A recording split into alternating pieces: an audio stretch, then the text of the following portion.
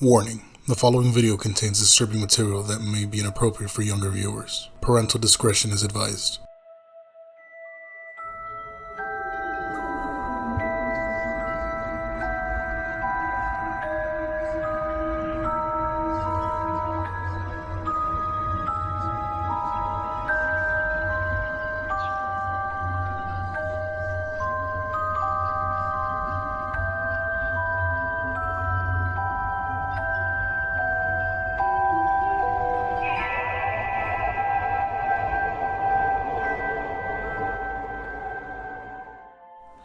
Jack the Ripper is a definitive serial killer. His brief and monstrous career established the serial killer in the public's mind as the most terrifying of all criminals. So why does this killer, whose crimes were committed over a century ago, still haunt us? Partly it is the sheer ferocity, the disemboweling, and the removal of organs. Partly it's the setting, Victorian Whitechapel, is fixed in our minds as a seedy location for murder. Mostly, however, this has made the Ripper an immortal among murderers, is a simple fact that he has never been caught. For that reason, his crimes provided endless scope for speculation. Scarcely a year passes without another book being published that promises to name the real killer.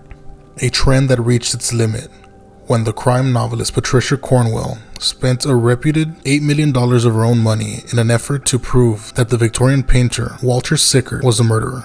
A claim that remains iffy at best. The killer was known as Jack the Ripper. The killer we know as Jack the Ripper announced himself to the world on August 31st, 1888, with the murder of a prostitute named Mary Polly Nichols. This was the third prostitute murder of the year in London's East End and did not initially attract too much attention. Even though it was an unusual, brutal killing, her throat and torso had been cut, and there were stab wounds all around the genitals. At this stage, of course, there was nothing to suggest that a serial killer was at large. It was a little more than a week, however, before the murderer struck again. The victim was another prostitute, Annie Chapman, also known as Dark Annie. Like Polly Nichols, she had been killed by a knife slashed to the throat, but this time the killer had disemboweled her and pulled her entrails and draped them over her shoulders, and then proceeded to cut out her reproductive organs. What struck investigators apart from the sheer horror of the scene was the precision of the cuts. It seemed possible that the killer had medical training and was familiar with dissecting bodies in a post-mortem room.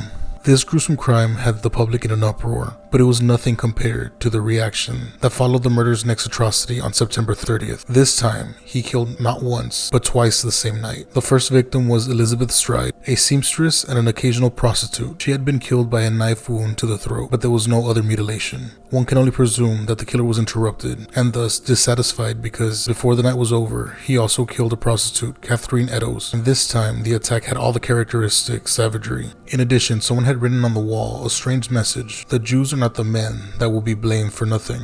The police were not sure if the killer had written it or what it meant, so the investigating officers ordered it to be removed to avoid anti-Jewish hysteria developing.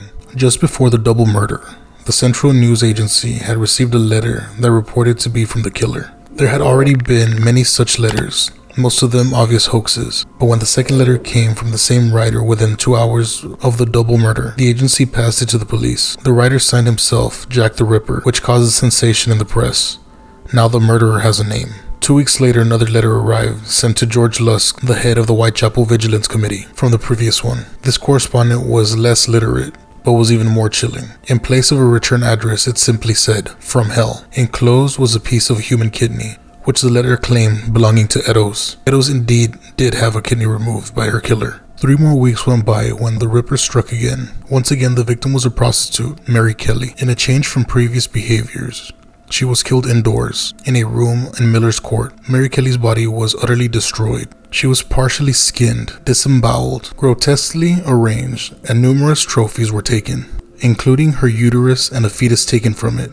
Kelly had been pregnant at the time. It was a scene of unimaginable carnage, and one that left Whitechapel and the world bracing itself for the Ripper's next atrocity. However, the next killing never came. There was a knife murder of a prostitute 2 years later, and another 2 years after that, but neither had the hallmarks of a Ripper killing. As mysterious as he had appeared, the Ripper had vanished. Since that time, detectives, both amateur and professional, have speculated about who he or even she was to date. Suspects have included Queen Victoria's grandson, Eddie, in a rage against the prostitute who gave him syphilis. Sir William Gall, the Queen's surgeon, is part of a conspiracy to cover up the fact that Prince Eddie had conceived an illegitimate child with a Whitechapel girl, another theory sadly lacking in evidence, and a Liverpool businessman, James Maybrick, supposed author of the Ripper Diaries, published in 1994 and generally deemed to be fake. The truth is that we'll probably never know who he or she was, or why he killed so brutally. However, there is a likely explanation for the sudden end to his reign of terror, put forward at the time by the Chief Commissioner of the Metropolitan Police. He speculated that the murderer's brain gave way altogether after his unlawful crime in Miller's Court, and that he immediately committed suicide, or as a possible alternative, was found to be hopelessly mad by his relations that they committed him to an asylum. Unfortunately, that's all the time we have for today. I really hope you enjoyed the video. Don't forget to like, subscribe, and comment who you think the next serial killer is going to be. And also remember to comment down below anything having to do with the video for a chance to be on a daily shout out. You can also follow me or reach out to me on Twitter, and I have a Twitch channel that I play some games on. Both will be linked in the description down below. Until next time, guys, sweet dreams.